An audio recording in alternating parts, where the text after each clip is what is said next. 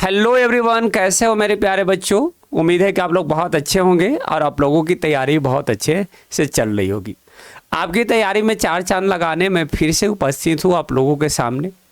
और आज हम लोग पॉलिटी चैप्टर 2 फेडरलिज्म का बेसिक करने वाले हैं। पॉलिटी चैप्टर 1 पावर शेयरिंग को बहुत ही अच्छे से इन डिटेल हम लोग डिस्कस कर चुके हैं, समझ चुके हैं। अब पॉलिटी चैप्टर 2 की बारी है, लेकिन इस चैप्टर की शुरुआत करने से पहले इस चैप्टर का बेसिक कर लेंगे। अगर बात कर लिया जाए कि चैप्टर का नाम क्या है, तो चैप्टर का नाम फेडरलिज्म है। इसको फेडरलिज्म कह लो या फेडरल सिस्टम कह लो, दोनों का मतलब एक है।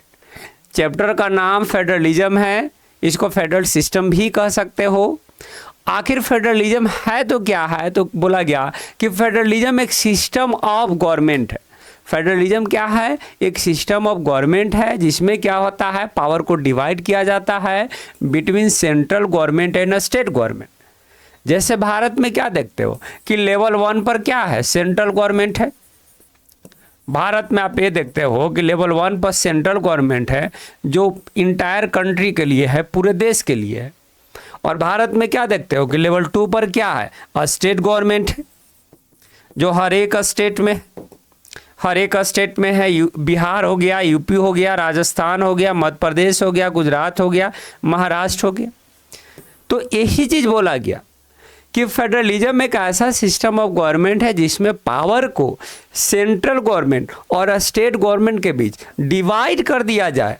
इस सिस्टम को क्या बोलोगे? फेडरल सिस्टम बोलोगे या फेडरलिज्म बोलोगे। फेडरलिज्म यही तो है। देखिए, सेंट्रल गवर्नमेंट के पास कुछ पावर है। हमारे देश में जो सेंट्रल गवर्नमेंट है उसके पास पावर है ना, कई सारे काम करता है अपने पावर को यूज करते हुए। इसके साथ साथ स्टेट गवर्नमेंट के पास भी पावर है। स्टेट गवर्नमेंट में जो मुख्यमंत्री होते हैं, मुख्यमंत्री को इलेक्ट वहाँ का जनता करता है। मुख्यमंत्री का भी अपना खुद की रिस्पॉन्सिबिलिटी है, वो राज्य में काम करते हैं। सेंट्रल गवर्नमेंट में जो मोदी सरकार है अभी करंट में, उनकी अपनी भी रिस्पॉन्सिबिलिटी है, वो भी काम करते हैं। तो जब पावर का डिवीजन हो जाए between central government and state government, इस सिस्टम को ही क्या बोल दिया जाता है? Federal system. पावर को लेवल 1, लेवल 2, इसमें देखिए एक और लेवल भी हो सकता है। चाहे तो अभी तो लेवल 2 है, मान लीजिए कि एक और लेवल करना है, लेवल 3 पर भी गवर्नमेंट एस्टेब्लिश करना है, तो लेवल 3 पर भी गवर्नमेंट एस्टेब्लिश कर उसको भी पावर दे सकते हैं। और इस सिस्टम को फेडरल सिस्टम कहते हैं। भारत एक फेडरल कंट्री है।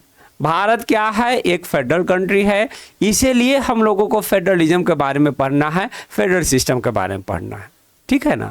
जो फीचर आपके देश में है उस फीचर के बारे में तो आपको पढ़ना चाहिए, समझना चाहिए। भारत एक फेडरल कंट्री जरूर है, लेकिन फर्स्ट फेडरल कंट्री इंडिया नहीं है, बल्कि फर्स्ट फेडरल कंट्री कौन सा है? यूएसए है। फर्स्ट फेडरल कंट्री इंडिया नहीं है, बल्कि फर्स्ट फेडरल कंट्री यूएसए है। ये देखिए यूएसए का मैप है। यूएसए को भी जो है ब्रिटेन कॉलोनाइज करके रखा था। हाँ, ये बात सच है कि ब्रिटेन ने अमेरिका को भी कॉलोनाइज किया था, लंबे समय तक कॉलोनाइज किया था। और अमेरिकन वार ऑफ इंडिपेंडेंस शायद आप लोग पढ़े होंगे या सुने होंगे। अमेरिकन जो है ब्रिटेन के अगेंस्ट लंबे समय तक वार करते हैं और 4 जुलाई 1776 को डिक्लेयर कर देते हैं। वो खुद ही डिक्लेयर कर देते हैं कि हम जो है वो ब्रिटेन से क्या है, इंडिपेंडेंट है। और उस समय यूएस वाले रीजन में कितने स्टेट हुआ करता था? मात्र 13 स्टेट हुआ करता था, 13 राज्य हुआ करता था। अभी तो 50 राज्य है, 50 स्टेट है।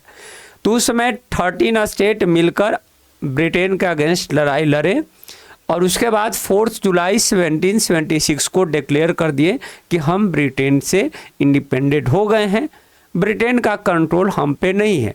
हालांकि इस टाइम पीरियड में इनको जो है आज़ादी नहीं मिली थी। जो ब्रिटेन है, ब्रिटेन बाद में इस चीज़ को माना था और इसको पीस ट्रीटी बोला जाता है। और ये पीस ट्रीटी कब हुआ है? 1783 में हुआ है। एक पीस ट्रीटी हुआ है 1783 में और इस पीस ट्रीटी के थ्रू ब्रिटेन ने अमेरिका को इंडिपेंडेंस दे दिया, ब्रिटेन भी मान लिया कि चलो भाई ठीक है, तुम एक इंडिपेंडेंट राष्ट्र हो। और उस समय जब 13 स्टेट इंडिपेंडेंट हुए तो 13 स्टेट के यहाँ खुद का अपना गवर्नमेंट था।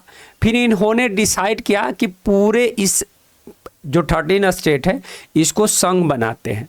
13 स्टेट मिलकर एक संघ बनाते हैं और डिसाइड करते हैं कि इस संघ के लिए भी एक गवर्नमेंट होगा और उस गवर्नमेंट को क्या बोलेंगे हम लोग?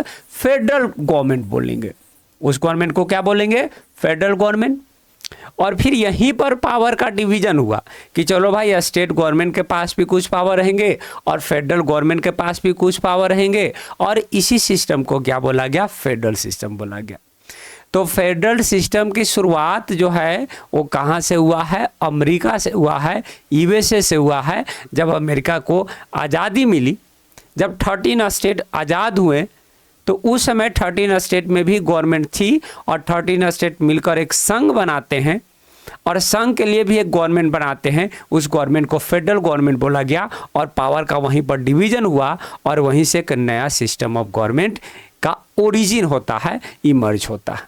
ठीक है, अब हम लोग जो है इस चैप्टर में यूएसए के कंटेस्ट में तो नहीं पढ़ेंगे, बल्कि हम लोग इंडिया के कंटेस्ट में पढ़ेंगे। सबसे पहले फेडरलिज्म का मीनिंग बताया गया इस चैप्टर में, जो भी मीनिंग हम बता दिए। फिर फेडरलिज्म का की फीचर क्या है, फेडरलिज्म के की फीचर दिए गए हैं। फिर भारत में ऐसे कौन कौन से चीज़ है जो भारत को फेडरल कंट्री बनाता है। देन नेक्स्ट टॉपिक है कि भारत में फेडरलिज्म को प्रैक्टिस कैसे किया जाता है। और फिर लास्ट में एक और टॉपिक है डिसेंट्रलाइजेशन है। मात्र 4 टॉपिक ही आपको इस चैप्टर में पढ़ना है और उसके बाद ये चैप्टर क्या हो जाएगा? कंप्लीट हो जाएगा। तो 3 वीडियो में कोशिश करेंगे कि चैप्टर को क्या कर दे, कवर कर ले, और फिर 1 शॉट वीडियो जो है उस तीनों वीडियो को साथ में मिलाकर 1 शॉट कर देंगे और 1 शॉट भी देख लीजिएगा। ये वीडियो पूरी तरह से आपको कंप्लीट हो जाएगा। थैंक यू वेरी मच इस वीडियो को देखने के लिए।